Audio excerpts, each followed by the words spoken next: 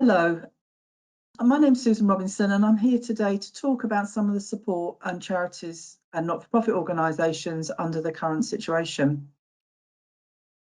Over the last few years, charities have got used to facing challenging circumstances. This situation was not on anybody's radar, and in particular, the speed with which they've had to act.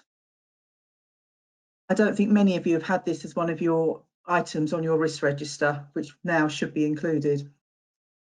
Fundraising has been the top of a number of charities' agendas for many years, but overnight, many opportunities were closed, be it shops, fundraising events, or donors losing income and having to cease contributions. At the same time, for some frontline charities, the need for their services has increased, and this is especially apparent in the domestic abuse arena and supporting the elderly, or having to self-isolate at home with little access to services. Support for the sector has been slow in coming and disappointing in its scope, but this is in part due to the wide variety of charities in the sector, from large grant givers to small local support groups. There is also a lack of understanding in how the sector works and what services it delivers to support society. So first, where are we today? Firstly, let's look at the Chancellor's £750 million package to enable cash grants to be made direct to charities providing key services during the crisis. 360 million of this will be allocated by government departments. 370 will go to smaller local charities, including those delivering food and essential medicines and providing financial advice. This will be managed through the National Lottery Community Fund. The final 250 will be match funding of donations raised on the BBC's Big Night In. This is not enough, but it is something, and it needs to be considered in light of other measures. The Chancellor has previously announced support for businesses, and charities are eligible for this as well. The Coronavirus Job Retention Scheme reimburses 80% of furloughed wages costs up to a cap of £2,500 per month. If you have staff who, due to the current situation, cannot deliver services, consider furloughing them. This is a variation in contract and needs to be discussed with the employee and put in writing to them for agreement. You can then pay 80% of their salary or top up to the full amount, but you can only claim the agreed limits. They must also have been on the charity's payroll as at the 28th of February 2020. There may be further restrictions if a large part of your funding is from government grants. Please note that furloughed staff cannot volunteer for your charity. They must do no work for the charity. If you are VAT registered, remember to file your return on time, but consider deferring payment until later in this year.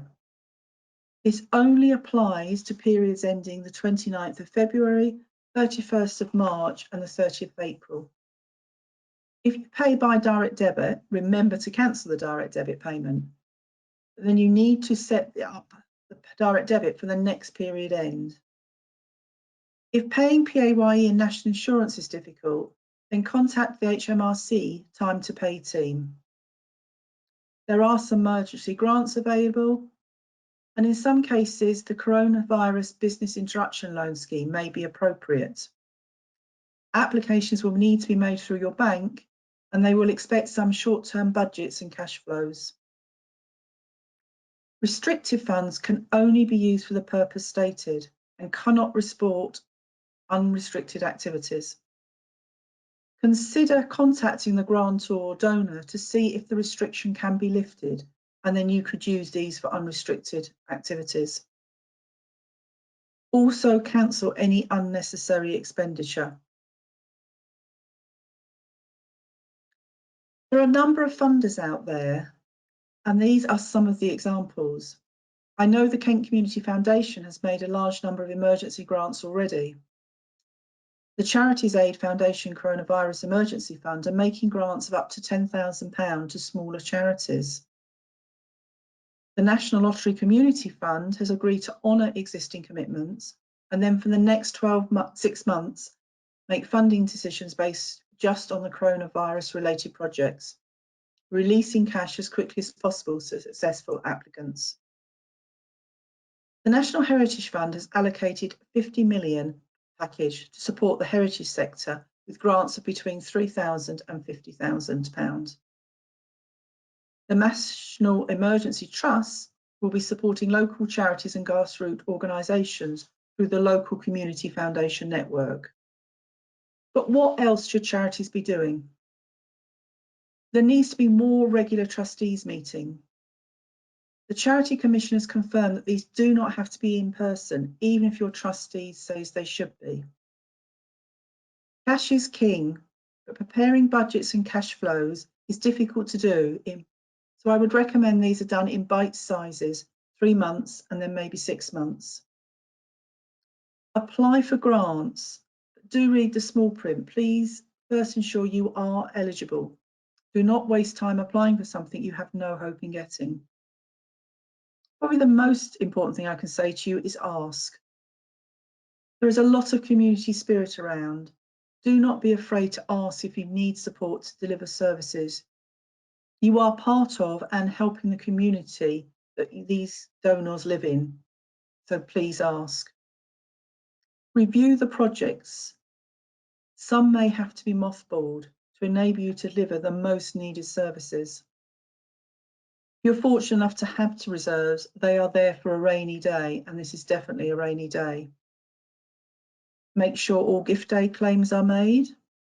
If you had an event planned during this lockdown period which had to be cancelled, and people do not ask for a refund, but agree that you can keep that, you could turn these into gift aid payment with the right paperwork and claim that. But most of all, it's important to keep your people safe. Please look at our website for more details. There will be life after COVID-19. Unfortunately, some charities will fall by the wayside, but many will come through, although what's somewhat weaker. But the need for charities will not go away. There will be an opportunity to challenge the norm, look at different ways of delivery and engagement, and rebuild to make stronger charities. Mostly, I hope the current community spirit evolves and helps make society a better place, a more hopeful place to exist in. All I can say to you is best wishes and stay safe. Thank you.